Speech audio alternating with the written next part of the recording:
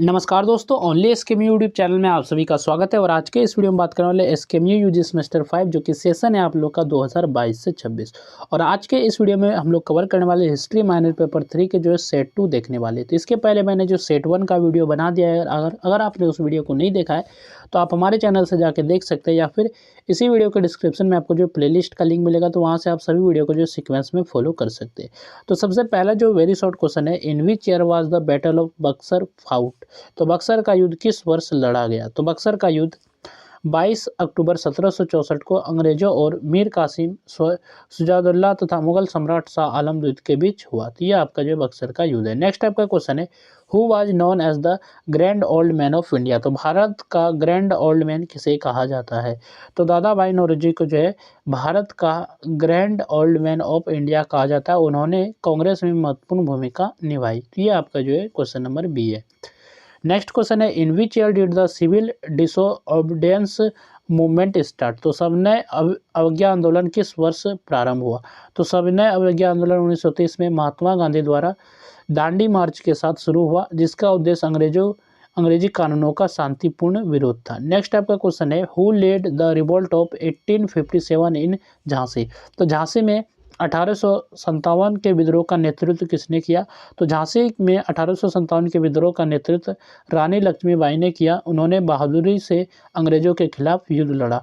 Next आपका question है, in which year did India become independent. तो भारत किस वर्ष स्वतंत्र हुआ। तो भारत 15 अगस्त 1947 को ब्रिटिश शासन से स्वतंत्र हुआ और इस दिन भारत एक स्वतंत्र और संप्रभु राष्ट्र बना।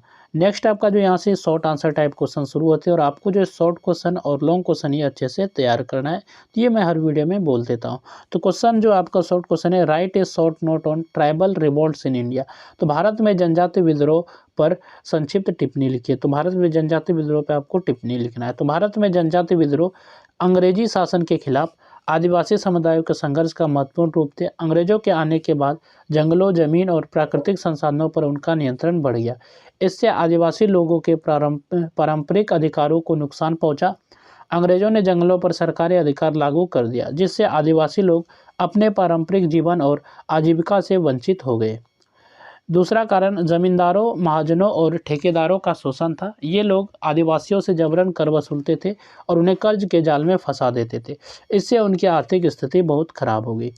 अंग्रेजों की नई भूमि व्यवस्था और कानून भी आदिवासियों के लिए परेशानी का कारण बने। उनकी ज़मीनें छीन ली गई और उन्हें मजदूरी करने के लिए मजबूर किया गया। इसके कारण कई क्षेत्रों में आदिवासी विद्रोह शुरू हुए। इन विद्रोहों में संताल विद्रोह, मुंडा विद्रोह और कोल विद्रोह प्रमुख थे। संताल विद्रोह 1855 में सिद्धू और कान्हू के नेतृत्व में हुआ और मुंडा विद्रोह बिरसा मुंडा के नेतृत्व में हुआ, जिसका उद्देश्य आदिवासियों के अधिकारों की रक्षा करना था। इन जनजातीय विद्रोह ने अंग्रेजी शासन के अन्याय के खिलाफ विरोध को मजबूत किया और भारत स्वतंत्रता आंदोलन में महत्वपूर्ण योगदान दिया। नेक्स्ट आपका शॉर्ट क्वेश्चन है, explain the objectives of the civil disobedience movement. तो सविनय अवज्ञा आंदोलन के उद्देश्यों की व्याख्या कीजिए। ठीक है, तो सविनय अवज्ञा आंदोलन के उद्देश्यों की आपको व्याख्या करना है। तो सविनय अवज्ञा आंदोलन भारतीय स्वतंत्रता संग्राम का एक महत्वपूर्ण आंदोलन था। इसे महात्मा गांधी ने 1930 में शुरू किया। इस आंदोलन का मुख्य उद्देश्य अंग्रेजी शासन के अन्यायपूर्ण कानूनों का शांतिपूर्ण विरोध करना था। गांधी जी का मानना था कि यदि भारतीय लोग अन्यायपूर्ण कानूनों का पालन करना बंद कर दे तो अंग्रेजी शासन कमजोर हो जाएगा। इस आंदोलन का पहला उद्देश्य पूर्ण स्वराज प्राप्त करना था। 1929 के लाहौर अधिवेशन में कांग्रेस ने पूर्ण स्वराज को अपना लक्ष्य घोषित किया। इसलिए सविनय अवज्ञा आंदोलन का उद्देश्य भारत को पूर्ण स्वतंत्रता दिलाना था। दूसरा उद्देश्य अंग्रेजों के बनाए अन्यायपूर्ण कानूनों का विरोध करना था। विशेष रूप से नमक कानून का विरोध किया गया, क्योंकि नमक एक आवश्यक वस्तु थी और उस पर कर लगाना अन्यायपूर्ण माना गया। इस विरोध के लिए गांधी जी ने दांडी मार्च किया और समुद्र से नमक बनाकर कानून का उल्लंघन किया। तीसरा उद्देश्य जनता को स्वतंत्रता आंदोलन में सक्रिय रूप से शामिल करना था। इस आंदोलन में किसानों, मजदूरों, विद्यार्थियों और महिलाओं ने भी भाग लिया। लोगों ने विदेशी वस्त्रों का बहिष्कार किया और स्वदेशी वस्तुओं को अपनाया। इस प्रकार सविनय अवज्ञा आंदोलन का उद्देश्य अंग्रेजी शासन का शांतिपूर्ण विरोध करना और भारत को स्वतंत्रता दिलाने के लिए जनता को जागरूक करना था। इसके बाद यहाँ से आपका ग्रुप बी शुरू होता है, जो कि लॉन्ग आंसर टाइप क्वेश्चन है, यानी कि लॉन्ग क्वेश्चन है। और आपको लॉन्ग क्वेश्चन को अच्छे से देख लेना है, अच्छे से तैयार कर लेना है। तो यहाँ से लॉन्ग क्वेश्चन पे चलने से पहले बात कर ले पीडीएफ के बारे में। तो पीडीएफ जो आपको हमारे जो टेलीग्राम चैनल है ओनली स्कीम, वहाँ आपको पीडीएफ मिल जाएगा, तो वहाँ से आप इसको पढ़ सकते हैं। अगर आप ऐसे सर्च नहीं कर पाते, नहीं ढूंढ पाते टेलीग्राम पे, तो इसी वीडियो के डिस्क्रिप्शन में आपको जो पीडीएफ का लिंक मिल जाएगा, तो वहाँ से आप क्लिक करके इसको आप पढ़ सकते हैं। तो चलिए हम लोग क्वेश्चन देख लेते हैं। क्वेश्चन नंबर 4 जो कि आपका लॉन्ग क्वेश्चन है, examine the Anglo Maratha wars and there impact on British expansion. तो एंग्लो मराठा युद्धों तथा ब्रिटिश विस्तार पर उनके प्रभाव का परीक्षण कीजिए। तो एंग्लो मराठा युद्ध 18वीं और 19वीं शताब्दी में अंग्रेजों और मराठा के बीच लड़े गए महत्वपूर्ण युद्ध थे। तो इस तरह जो आपका यहाँ पर आंसर दिया गया है।